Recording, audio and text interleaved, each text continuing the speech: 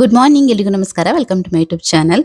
ಇವತ್ತು ಬೆಳಿಗ್ಗೆನೆ ಲಾಗ್ನ ಶುರು ಮಾಡ್ಕೊಂಡಿದ್ದೀನಿ. ನಿನ್ನೆ ನೈಟ್ ಹಸ್ಬೆಂಡ್ ಬರಬೇಕಿದ್ರೆ ಬೆಂಡೆಕಾಯಿ ತಂದಿದ್ರು ಆಯ್ತಾ, ಊರಿನ ಬೆಂಡೆಕಾಯಿ.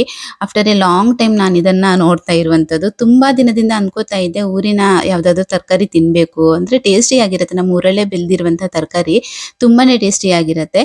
ಸೊ ಹಾಗಾಗಿ ಅನ್ಕೋತಿದ್ದೆ ಅಂದ್ರೆ ಸಿಕ್ಕೇ ಇರ್ಲಿಲ್ಲ ನನಗೆ. ಎಲ್ಲಾ ಕಡೆ ಹೋಗಿ ಬರ್ಬೇಕಿದ್ರೆ ಅಂಗಡಿನಲ್ಲಿ ನೋಡ್ತಾ ಇದ್ದೆ ನಾನು, ಬಟ್ ಎಲ್ಲೂ ಸಿಕ್ಕಿರ್ಲಿಲ್ಲ. ನಿನ್ನೆ ತರಕಾರಿ ತರೋದಕ್ಕೆ ಅಂತ ಅಂದ್ಬಿಟ್ಟು ಹಸ್ಬೆಂಡ್ ಹೋದ್ರ ಅಂಗಡಿಗೆ. ಸೊ ಅಲ್ಲಿ ಇತ್ತು ಅಂತ ಅಂದ್ಬಿಟ್ಟು ಅದನ್ನ ತಗೊಂಡ್ಬಂದ್ರು. ನನಗೆ ಊರಿನ ತರಕಾರಿ ಅಂತ ಹೇಳಿದ್ರೆ ಇಷ್ಟ ಅಂತ ಅಂದ್ಬಿಟ್ಟು ಅವ್ರಿಗೆ ಕೂಡ ಗೊತ್ತು. ಸೊ ಹಾಗಾಗಿ ತಂದಿದ್ದಾರೆ. ಪಲ್ಯ ಮಾಡೋದಕ್ಕೆ ನಾನಿಲ್ಲಿ ಬೆಂಡೆಕಾಯಿನ ಸ್ವಲ್ಪ ಅಂದ್ರೆ ಅರ್ಧ ಕೆಜಿ ಬೆಂಡೆಕಾಯಿ ತಂದಿದ್ರು, ಅದರಿಂದ ಸ್ವಲ್ಪ ಬೆಂಡೆಕಾಯಿನ ಪಲ್ಯ ಮಾಡ್ತಾ ಇದ್ದೀನಿ.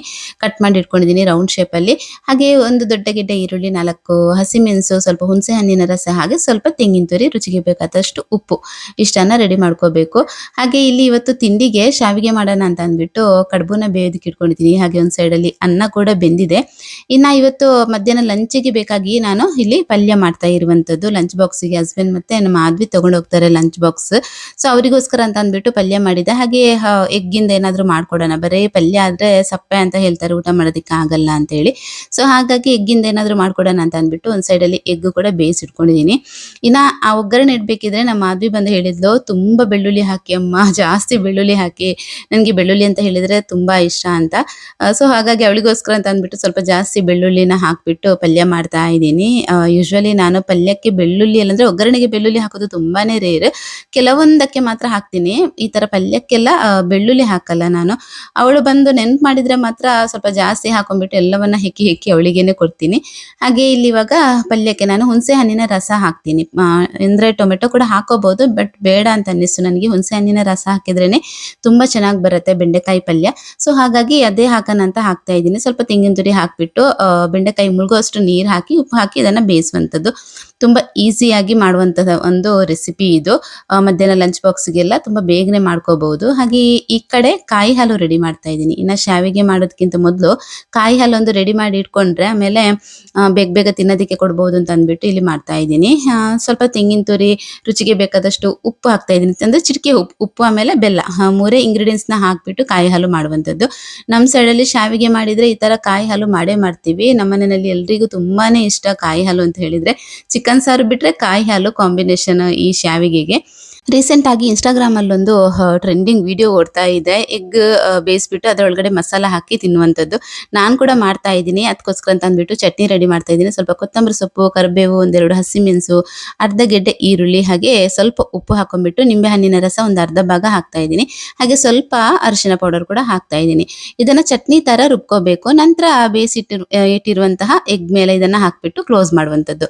ತುಂಬಾನೇ ಟ್ರೆಂಡಿಂಗ್ ಅಲ್ಲಿದೆ ಈ ವಿಡಿಯೋ, ತುಂಬಾ ಓಡ್ತಾ ಇದೆ ಇನ್ಸ್ಟಾಗ್ರಾಮ್ ಅಲ್ಲಿ. ನಾನು ಕೂಡ ಸೇವ್ ಮಾಡಿ ಇಟ್ಕೊಂಡಿದ್ದೆ. ನಾನು ಟ್ರೈ ಮಾಡಿರ್ಲಿಲ್ಲ ಇದನ್ನ, ಫಸ್ಟ್ ಟೈಮ್ ಟ್ರೈ ಮಾಡಿರುವಂತದ್ದು. ಸೂಪರ್ ಆಗತ್ತೆ ಮಾತ್ರ, ತುಂಬಾನೇ ಟೇಸ್ಟಿಯಾಗಿ ಬಂದಿತ್ತು. ಹಾಗೆ ಇಲ್ಲಿ ಶಾವಿಗೆ ಕೂಡ ಮಾಡ್ತಾ ಇದೀವಿ. ನಮ್ಮ ಮನೆಯಲ್ಲಿ ಹಳೆ ಕಾಲದ ಮನೆ ಇರೋದ್ರಿಂದ ನನ್ನ ಮಗ ಬಂದು ಅದನ್ನ ಒತ್ತಾನೆ ನೋಡಿ ಈ ತರ. ನಾನು ಈ ತರ ಹಿಡಿತೀನಿ ಶಾವಿಗೆನ. ಇವಾಗೆಲ್ಲ ಬೇರೆ ಬೇರೆ ತರದ ಒಂದು ಶಾವಿಗೆ ಮನೆ ಬಂದಿದೆ ಅಲ್ವಾ, ಒಬ್ರೇ ನಿಂತ್ಕೊಂಡು ಮಾಡುವಂಥದ್ದೆಲ್ಲ ಬಂದಿದೆ.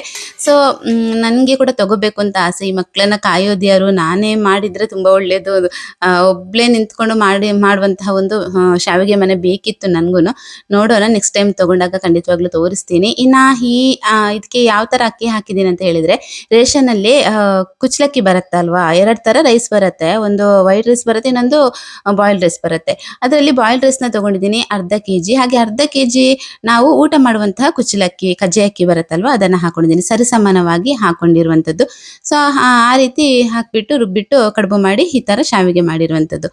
ತುಂಬಾ ಚೆನ್ನಾಗಾಗತ್ತೆ. ಒಂದ್ಸಲ ನೀವು ಟ್ರೈ ಮಾಡಿ. ಬಿಡಿ ಬಿಡಿಯಾಗಿ ಬರಲ್ಲ, ಅದು ಶಾವಿಗೆ ತರನೇ ಬರುತ್ತೆ. ಒಂದೊಂದ್ಸಲ ಬರೇ ನಾವು ಊಟ ಮಾಡುವಂತಹ ಕುಚ್ಚಲಕ್ಕಿ ಹಾಕಿ ಮಾಡಿದ್ರೆ ಶಾವಿಗೆ ಬಿಡಿ ಬಿಡಿ ತರ ಬಂದು ಅಷ್ಟೊಂದು ಚೆನ್ನಾಗಾಗಲ್ಲ ತಿನ್ನೋದಕ್ಕೆ. ಬಟ್ ಅದಕ್ಕೆ ಸ್ವಲ್ಪ ಈ ತರ ರೇಷನ್ ಕುಚ್ಚಲಕ್ಕಿನ ಮಿಕ್ಸ್ ಮಾಡ್ಕೊಂಡ್ರೆ ಅದು ಏನೋ ನೂಡಲ್ಸ್ ತರನೇ ಬರುತ್ತೆ. ಮಕ್ಕಳಿಗೆ ಕೂಡ ತುಂಬಾ ಇಷ್ಟ ಆಗುತ್ತೆ. ಸೊ ನೀವು ಕೂಡ ಒಂದ್ಸಲ ಟ್ರೈ ಮಾಡ್ಬೋದು. ಹಾಗೆ ಈ ಒಂದು ರೆಸಿಪಿನ ಟ್ರೈ ಮಾಡಿ ಆಯ್ತಾ. ಖಂಡಿತವಾಗ್ಲೂ ಮಕ್ಕಳು ಕೂಡ ತುಂಬಾ ಇಷ್ಟ ಪಡ್ತಾರೆ. ನಮ್ಗಂತೂ ತುಂಬಾನೇ ಇಷ್ಟ ಆಯ್ತು. ಈ ತರ ಮಾಡಿ ಎಗ್ನ ತಿಂತಾ ಇದ್ರೆ ತಿಂತಾನೆ ಇರ್ಬೇಕು ಅಂತ ಅನ್ನಿಸ್ತಾ ಇತ್ತು. ಒಂದು 3 ಇಂದ 4 ಎಗ್ ಖಾಲಿ ಆಗ್ಬೋದು ಒಬ್ಬೊಬ್ರಿಗೆ. ಸೊ ಒಂದ್ಸಲ ಟ್ರೈ ಮಾಡಿ, ಲಂಚ್ ಬಾಕ್ಸ್ಗೂ ಆಗತ್ತೆ. ಮನೆಯಲ್ಲಿ ಸಂಜೆ ಈವ್ನಿಂಗ್ ಟೈಮಲ್ಲಿ ಸ್ನಾಕ್ಸಿಗೆ ಕೂಡ ಮಕ್ಕಳಿಗೆ ಮಾಡ್ಕೊಡ್ಬಹುದು. ಹಾಗೆ ನಮ್ಮ ಮನೆಯವ್ರಿಗೆ ಗಂಜಿ ಅಂತ ಹೇಳಿದ್ರೆ ತುಂಬಾ ಇಷ್ಟ. ಗಂಜಿ ಜೊತೆ ಪಲ್ಯ, ಮೊಸರು, ಉಪ್ಪಿನಕಾಯಿ ಈ ತರ ಇದ್ರೆ ಸಖತ್ ಇಷ್ಟ ಪಡ್ತಾರೆ ಅವರು. ಮಧ್ಯಾಹ್ನ ಹೊತ್ತಿಗೆ ಊಟ ಮಾಡೋದಕ್ಕೆ ತುಂಬಾ ಚೆನ್ನಾಗಿರುತ್ತೆ ಕುಚ್ಚಲಕ್ಕಿ ಗಂಜಿ ಅಂತ ಹೇಳ್ತಾ ಇದ್ರು. ಹಾಗಾಗಿ ಪಲ್ಯ, ಗಂಜಿ ಆಮೇಲೆ ಇವತ್ತಿನ ಒಂದು ಲಂಚ್ಗೆ ಎಗ್ ಕೂಡ ಮಾಡಿದ್ದೆ. ಇಬ್ಬರಿಗೆ ಕೂಡ ಲಂಚ್ ಬಾಕ್ಸ್ ರೆಡಿ ಮಾಡಿ ಆಯ್ತು. ಇವಾಗ ತಿಂಡಿ ತಿನ್ನುವಂತ ಟೈಮ್. ಕಾಯಿ ಹಾಲಿನ ಜೊತೆ ನಾವು ಮಾಡಿರುವಂತಹ ಶಾವಿಗೆನ ಇಲ್ಲಿ ರೆಡಿ ಮಾಡಿ ಕೊಡ್ತಾ ಇದ್ದೀನಿ ಎಲ್ರಿಗೂನು. ಬ್ರೇಕ್ಫಾಸ್ಟ್ ಎಲ್ಲ ಆದ ನಂತರ ಪಾತ್ರೆ ಎಲ್ಲ ತೊಳೆದು ನಂತರದ ಕೆಲಸ ಅಂತ ಹೇಳಿದ್ರೆ ಆದ್ವಿಯ ತಲೆ ಬಾಚುವಂಥದ್ದು. 2 ಜಡೆ ಹಾಕ್ಬೇಕಲ್ವಾ, ನಾನು ಅವಳಿಗೇನೆ ಹೇಳ್ತಾ ಇರ್ತೀನಿ, ನೀನೇ ಕಲಿ. ಅಂದ್ರೆ ನಾನು ಕೆಲಸದಲ್ಲಿ ಇರ್ತೀನಲ್ವಾ, ಬ್ಯುಸಿ ಆಗಿರ್ತೀನಿ, ನೀನ್ ಕಲ್ತ್ರೆ ನನ್ಗೂ ತುಂಬಾ ಈಸಿ ಆಗತ್ತೆ, 2 ಜಡೆ ಹಾಕೋದನ್ನ ಕಲಿ ಅಂತ ಹೇಳ್ತಾನೆ ಇರ್ತೀನಿ. ಬಟ್ ಅವಳು ಕಲಿಯೋದೇ ಇಲ್ಲ. ಈ ಸಲ ರಜೆ ಎಲ್ಲ ಆದ್ರೆ ಅವಳಿಗೆ 2 ಜಡೆ ಹಾಕೋದಕ್ಕೆ ಕಲಿಸ್ಲೇಬೇಕು. ನನ್ಗೆ ತುಂಬಾ ಈಸಿ ಆಗತ್ತೆ ಅವಳೇ ಕಲ್ತ್ಕೊಂಡ್ರೆ. ಅವಳ ಹೇರ್ ಅಂತೂ ತುಂಬಾ ತಿಕ್ಕಾಗಿದೆ ನೋಡಿ, ಈ ತರ ಇದೆ. ನಾನ್ ಚಿಕ್ಕವಳು ಇರ್ಬೇಕಿದ್ರೆ ನನ್ನ ಹೇರ್ ಕೂಡ ಸೇಮ್ ಇದೇ ತರ ಇತ್ತು. ಇವಾಗಂತೂ ಹೇರ್ ಲಾಸ್ ಆಗಿದ್ರೆ ಅರ್ಧದಷ್ಟಿಲ್ಲ, ಅವಾಗೆಲ್ಲ ಇದೇ ತರ ಇತ್ತು. ಸೊ ತುಂಬಾ ಕಷ್ಟ ಇದನ್ನ ಒಂದು ಮೇಂಟೈನ್ ಮಾಡೋದು. ಈ ತರ ಹೇರ್ ಇದ್ರೆ ಮೇಂಟೈನ್ ಮಾಡೋದು ತುಂಬಾ ಕಷ್ಟ. ಶಾರ್ಟ್ ಹೇರ್ ಮಾಡಿ ಫ್ರೀ ಹೇರ್ ಬಿಟ್ಕೊಂಡು ಎಲ್ಲೂ ಹೋಗೋದಿಕ್ಕಾಗಲ್ಲ. ಅದನ್ನ ಪೋನಿನೇ ಹಾಕೋಬೇಕು. ಒಂದ್ ಸ್ವಲ್ಪ ಇದು ರಫ್ ಕೂಡ ಇದೆ ಅವಳ ಕೂದ್ಲು. ಕಂಡೀಷನರ್ ಎಲ್ಲ ಹಾಕ್ತಾ ಇದ್ದಾಳೆ, ಬಾದಾಮಿ ಆಯಿಲ್, ಅಗಸೆ ಬೀಜ ಎಲ್ಲ ಹಾಕ್ತಾ ಇದೀವಿ. ಬಟ್ ಅದಷ್ಟೊಂದು ಸಾಫ್ಟ್ ಇನ್ನೂ ಕೂಡ ಬಂದಿಲ್ಲ. ಹಾಗೆ ಇವತ್ತು ಸಂಜೆಗೆ ಫ್ರೂಟ್ ಸಲಾಡ್ ಮಾಡೋಣ ಅಂತ ಅಂದ್ಬಿಟ್ಟು ರೆಡಿ ಮಾಡ್ತಾ ಇದ್ದೀನಿ. ಸೊ ಅದಕ್ಕೋಸ್ಕರ ನಾನಿಲ್ಲಿ 1 ಕಪ್ನಷ್ಟು ಆ್ಯಪಲ್, 1 ಕಪ್ನಷ್ಟು ದಾಳಿಂಬೆ, ಹಾಗೆ 1 ಕಪ್ನಷ್ಟು ಗ್ರೇಪ್ಸ್, 1 ಕಪ್ ಬಾಳೆಹಣ್ಣು, 4 ಫ್ರೂಟ್ಸ್ನ ನಾನಿಲ್ಲಿ ಈ ಥರ ರೆಡಿ ಮಾಡಿಕೊಂಡು ಒಂದು ಬೌಲ್ಗೆ ಹಾಕ್ತಾ ಇದ್ದೀನಿ. ಇನ್ನು ಅರ್ಧ ಲೀಟರ್ ಹಾಲಿಗೆ ನಾನು 2 ಸ್ಪೂನಷ್ಟು ವೆನಿಲಾ ಕಸ್ಟರ್ಡ್ ಪೌಡರ್ನ ಮಿಕ್ಸ್ ಮಾಡಿ ಹಾಕಿಬಿಟ್ಟು ಈ ಥರ ಒಂದು ರೆಡಿ ಮಾಡಿಟ್ಕೊಂಡಿದ್ದೆ. ಸಕ್ಕರೆ ತುಂಬಾ ಕಡಿಮೆ ಹಾಕಿದ್ದೆ, ಒಂದು 3 ಟೇಬಲ್ ಸ್ಪೂನ್ ಅಷ್ಟು ಸಕ್ಕರೆ ಹಾಕೊಂಡಿದ್ದೆ. ನಮ್ಮ ಮನೆಯಲ್ಲಿ ಸ್ವೀಟ್ ಯಾರಿಗೂ ಇಷ್ಟ ಆಗಲ್ಲ. ಸ್ವಲ್ಪನಾದ್ರೂ ಸ್ವೀಟ್ ಇಲ್ಲ ಅಂತ ಹೇಳಿದ್ರೆ ಕಸ್ಟರ್ಡ್ ಚೆನ್ನಾಗಾಗಲ್ಲ ತಿನ್ನೋದಕ್ಕೆ ಅಂತ ಅಂದ್ಬಿಟ್ಟು ಒಂದು 3 ಟೇಬಲ್ ಸ್ಪೂನ್ ಅಷ್ಟು ಸಕ್ಕರೆನ ಹಾಕೊಂಡಿದ್ದೀನಿ. ಮನೆಯಲ್ಲಿ 4 ಜನ ಇದ್ರೆ ಅರ್ಧ ಲೀಟರ್ ಹಾಲಿಗೆ 2 ಟೇಬಲ್ ಸ್ಪೂನ್ ಅಷ್ಟು ಕಸ್ಟರ್ಡ್ ಪೌಡರ್ ಹಾಕಿ 3 ಟೇಬಲ್ ಸ್ಪೂನ್ ಅಷ್ಟು ಸಕ್ಕರೆ ಹಾಕೊಂಡು ಸ್ವಲ್ಪ ಫ್ರೂಟ್ಸ್ ಹಾಕೊಂಡ್ರೆ ಸಾಕಾಗತ್ತೆ. 4 ಜನಕ್ಕೆ 4 ಬೌಲ್ ಆಗುತ್ತೆ.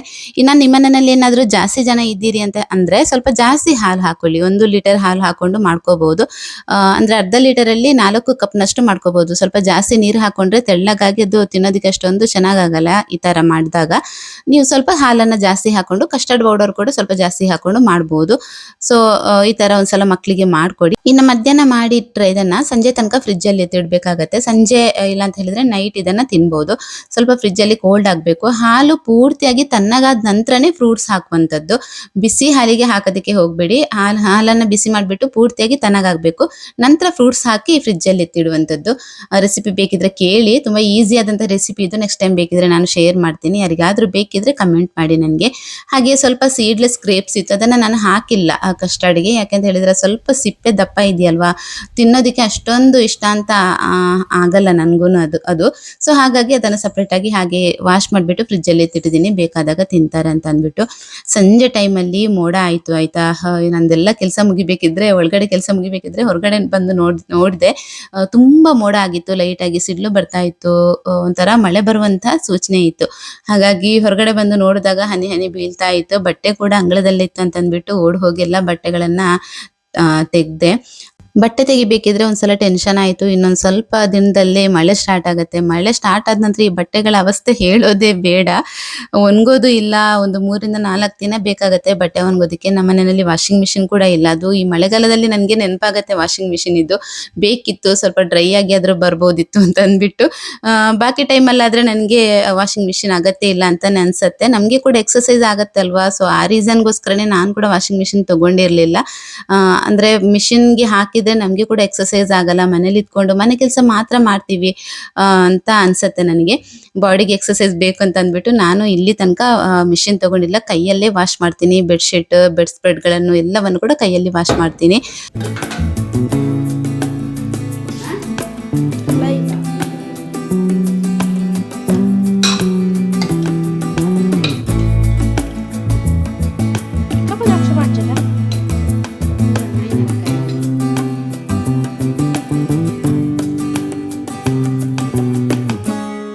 ತಮ್ನೆಲಿಗೆ ಬೇಕು ಅಂತ ಅಂದ್ಬಿಟ್ಟು ಈ ತರ ಸೆಟ್ ಮಾಡ್ಕೊಂಡು ಫೋಟೋ ಎಲ್ಲ ತೆಗಿತಾಳೆ. ಮನೆಯಲ್ಲಿ ಇದ್ರೆ ಅವಳು ಈ ತರ ನನಗೆ ತಮ್ನೆಲಿಗೆ ಅಂತ ಅಂದ್ಬಿಟ್ಟು ಅವಳೇ ಫೋಟೋ ತೆಗಿವಂತದ್ದು, ಅವಳೇ ರೆಡಿ ಮಾಡಿ ಕೊಡ್ತಾಳೆ. ಸ್ವಲ್ಪ ಉಜ್ರೆ ಕಡೆಗೆ ಹೋಗೋದಿಕ್ಕಿತ್ತು. ಹಾಗೆ ಹೋಗಿ ಒಂದು ಚಿಕ್ಕ ಪುಟ್ಟ ಕೆಲಸಗಳೆಲ್ಲಿತ್ತು ಎಲ್ಲವನ್ನ ಮುಗಿಸಿ ಬರ್ಬೇಕಿದ್ರೆ ಫಿಶ್ ತಗೊಂಡ್ಬಂದಿದ್ದೆ, ಬಂಗುಡೆ ಫಿಶ್ ತಂದಿದ್ದೆ. ಸೊ ಅದನ್ನ ಸಾರು ಮಾಡಿದೀನಿ. ಹೇಗೂ ಬೆಳಿಗ್ಗೆ ಶಾವಿಗೆ ಮಾಡಿದ್ದೆ ಅಲ್ವಾ, ಸೊ ಅದಕ್ಕೋಸ್ಕರ ಅಂತ ಅಂದ್ಬಿಟ್ಟು ಸಾರು ಮಾಡಿದೀನಿ ಫಿಶ್ ತಂದು.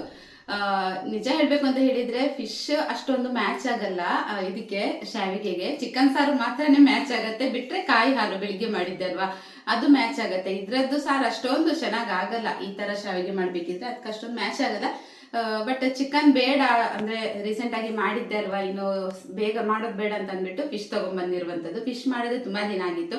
ಫ್ರೈ ಎಲ್ಲ ಏನು ಮಾಡಿಲ್ಲ, ಜಸ್ಟ್ ಸಾರು ಮಾಡ್ಕೊಂಡಿದೀನಿ. ಈಗ ಅದ್ವಿಗೆ ತಿನ್ಬೇಕು ಅಂತ ಹೇಳಿದ್ಲು, ಫ್ರೂಟ್ ಸಲಾಡ್ ತಿಂದ್ಲು. ವಾಪಸ್ ಇವಾಗ ಇದು ಶಾವಿಗೆ ಕೊಡಿ ಮೀನ್ಸ್ ಸಾರು ಹಾಕ್ಬಿಟ್ಟು ಇದ ಕೊಡಿ ಅಂತ ಅಂದ್ಬಿಟ್ಟು ಕೇಳ್ತಾ ಇದ್ದಾಳೆ. ಸೊ ಅವಳಿಗೋಸ್ಕರ ಅಂತ ಅಂದ್ಬಿಟ್ಟು ಹಾಕಿಟ್ಟಿದ್ದೀನಿ. ತುಂಬಾ ಶೆಕೆ ಇತ್ತು ಇವತ್ತು. ಜಾಸ್ತಿ ಶೆಕೆ ಇದ್ದ ದಿನ ಮಳೆ ಬರುತ್ತೆ ಒಂದೊಂದ್ಸಲ. ಹಾಗೆ ಇವತ್ತು ಕೂಡ ನಾನು ವೇಟ್ ಮಾಡ್ತಾ ಇದ್ದೆ ಜೋರು ಮಳೆ ಬರ್ಲಿ ಅಂತ ಅಂದ್ಬಿಟ್ಟು. ಮೊನ್ನೆ ಕೂಡ ಅಷ್ಟೇ ಸ್ವಲ್ಪ ಅಂದ್ರೆ ಲಾಸ್ಟ್ ವಿಡಿಯೋದಲ್ಲಿ ನಾನು ಹಾಕಿದ್ದೆ ಅಲ್ವಾ ಮಳೆ ಜಾಸ್ತಿ ಬಂದಿಲ್ಲ ಅಂತ. ಬಟ್ ಇವತ್ತು ಮಾತ್ರ ತುಂಬಾ ಚೆನ್ನಾಗಿ ಮಳೆ ಬಂತು. ತುಂಬಾ ತಂಪಾಗಿತ್ತು ವಾತಾವರಣ ಅಂತೂ. ಸಿಕ್ಕಾಪಟ್ಟೆ ಇಷ್ಟ ಆಗಿತ್ತು ನಮ್ಗೆ. ನಾವು ಬೈಲಿನ ಸೈಡ್ಗೆ ಹೋಗಿದ್ವಿ ಸಂಜೆ ಟೈಮಲ್ಲಿ. ನಾನು ವೈಶಾಲಿ ಶ್ರೇಯಾ ಆದ್ವಿ 4 ಜನ. ತುಂಬಾ ಚೆನ್ನಾಗಿತ್ತು. ಅಲ್ಲಿ ಒಳ್ಳೆ ಗಾಳಿ ಬರ್ತಾ ಇತ್ತು, ತಂಪಾದ ಗಾಳಿ ಬರ್ತಾ ಇತ್ತು. ಮನ್ಸು ಯಾಕೋ ತುಂಬಾನೇ ಲೈಟ್ ಫೀಲ್ ಆಯ್ತು ಆ ಕಡೆ ಹೋಗ್ಬಿಟ್ಟು. ಇಲ್ಲಿ ನೋಡ್ತಾ ಇರ್ಬೋದು ಲೈಟ್ ಮಳೆ ಬರ್ತಾ ಇದೆ. ಮಳೆ ಎಲ್ಲ ಬಿಟ್ಟು ಆದ ನಂತರ ನಾವು 5:45 ಗಂಟೆಗೆ ಬೈಲಿಗೆ ಹೋಗಿರುವಂತದ್ದು. ನಂತರ ವಾಪಸ್ ಮಳೆ ಸ್ಟಾರ್ಟ್ ಆಯ್ತು ಅಂತ ಅಂದ್ಬಿಟ್ಟು ಅಲ್ಲಿಂದ ಓಡ್ ಬಂದ್ವಿ. ಮುಂಗಾರು ಮಳೆಯೇ ಏನು ನಿನ್ನ ಹನಿಗಳ ಲೀಲೆ.